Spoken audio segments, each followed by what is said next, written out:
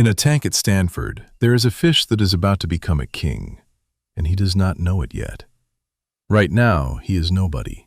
A male cichlid named Astatotilapia burtoni, and in his subordinate state, he is the color of dishwater, drab, gray, hiding among the females, indistinguishable from them on purpose.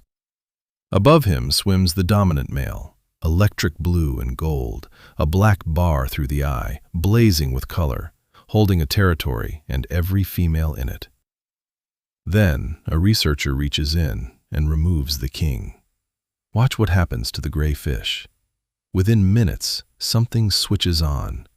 Color begins to bleed into his scales. A gene called EGR1 fires in his brain.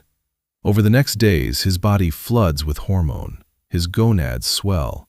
The dull gray burns away to blue and gold, and the black bar appears through his eye. He attacks. He takes the territory. He takes the females. He has not learned to be a king. He has been turned into one. And here is the detail that should stop you. In this species, dominance is the default.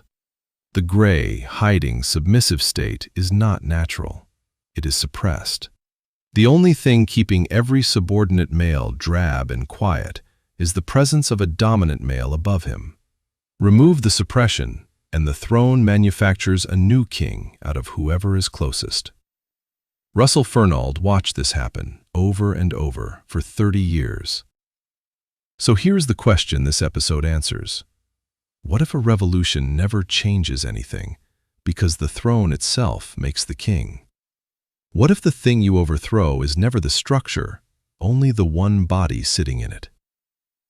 And what if the structure, the moment you empty it, simply reaches for the nearest gray fish and turns him gold?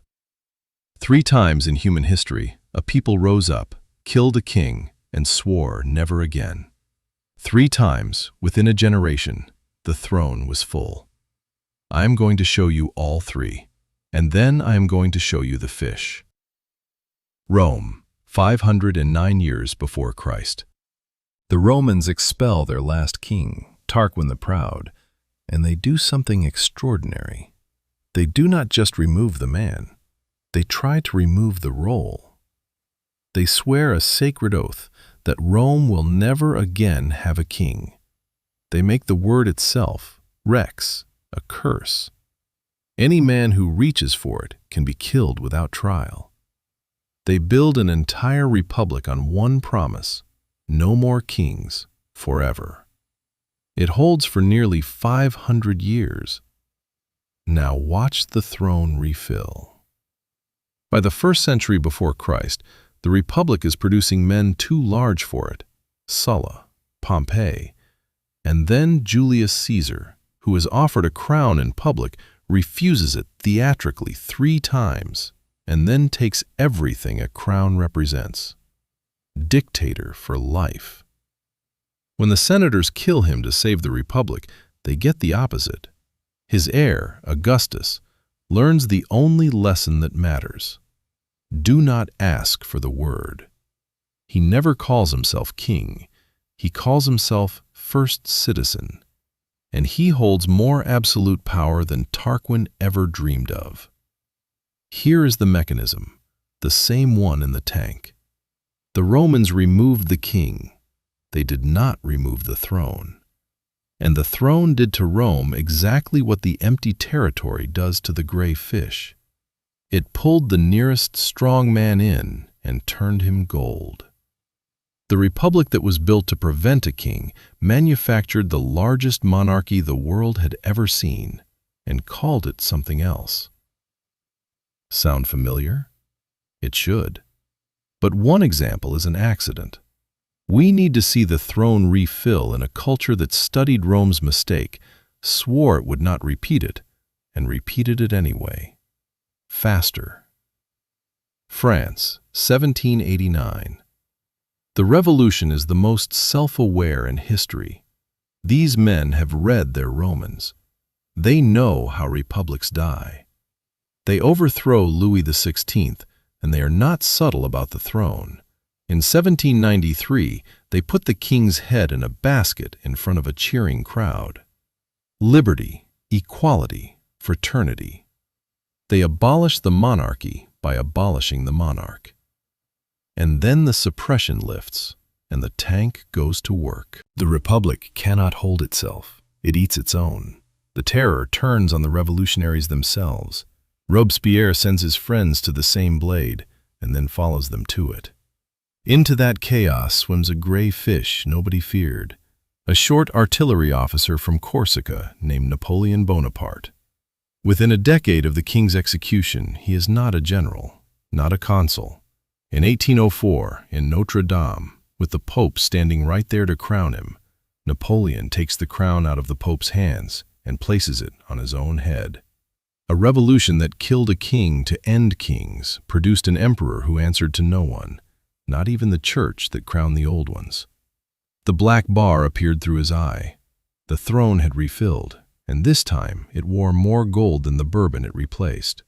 If you have ever watched a movement promise to tear the whole thing down and then quietly produce a new boss who looks suspiciously like the old one, you already know this pattern.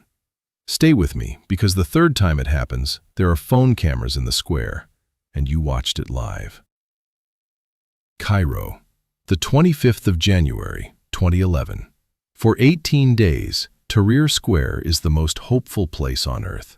Hundreds of thousands of Egyptians, ordinary people, fill the square demanding the end of Hosni Mubarak, a former Air Force general who has ruled for almost 30 years. More than 800 of them are killed. And it works. On the 11th of February, Mubarak falls. The king is removed. What follows is, briefly, real, a genuine election. A man named Mohamed Morsi becomes the first freely chosen president in Egypt's history. And then the tank reaches for the nearest gray fish.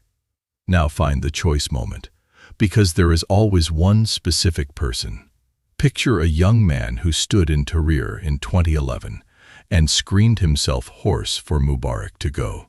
2 years later, in the summer of 2013, he is back in the same square, and this time he is cheering for the army to remove the elected president. He gets his wish.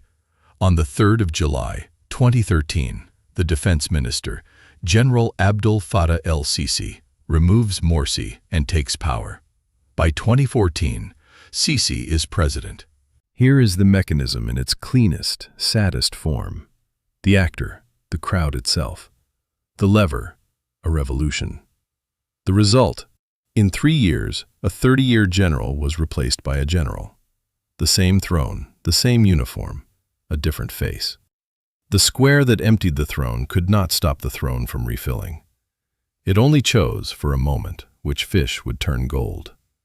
A Roman oath, a French guillotine, an Egyptian square. 25 centuries apart, 3 peoples who each believed they were killing the king, and each only changed which body the throne would grow its next king inside. Go back to the tank, back to the gray fish, already turning gold, hours after the king was lifted out. Here is the mechanism, named plainly. A revolution is the removal of an occupant. It is never the removal of a throne. And a throne is not a passive chair. It is a machine that manufactures its own occupant, the way an empty cichlid territory manufactures a dominant male. Pull the goldfish out, and the structure does not collapse. It turns the nearest gray fish gold. Because dominance is the default. That is the part that should disturb you. In the tank and in the human animal, the hierarchy is not the thing that has to be built. It is the thing that builds itself, the moment nothing is suppressing it. The Republic, the Revolution, the Constitution, those are the suppression. The gray state. And suppression is expensive and temporary, and the throne is patient. The revolutionaries were never fighting the king. They were fighting the tank, and nobody has ever drained the tank. So here is the verdict, and I will say it without hedging. You cannot end a structure by replacing the person at the top of it. The structure regenerates the person. Rome killed its kings and built an empire. France beheaded its king and crowned an emperor. Egypt removed its general and installed a general. Every revolution in this episode succeeded completely at the one thing it could do: remove a man, and failed completely at the only thing that mattered. The throne was full again before the bodies were cold. The loop runs again next week, somewhere smaller and closer than a country. The kind of throne that sits in an ordinary building that you have watched refill yourself. If you want to keep seeing the tank instead of the fish, that is why this channel exists. Stay for it. Which leaves one question, and it is about you. Think of the thing you most want to overthrow: a boss, a regime, a system, a single person you are sure is the problem. Imagine you win. Imagine tomorrow they are simply gone. Now ask yourself, honestly, how long before the empty chair turns someone you know a brilliant, blazing gold? And would you even recognize them as the same fish?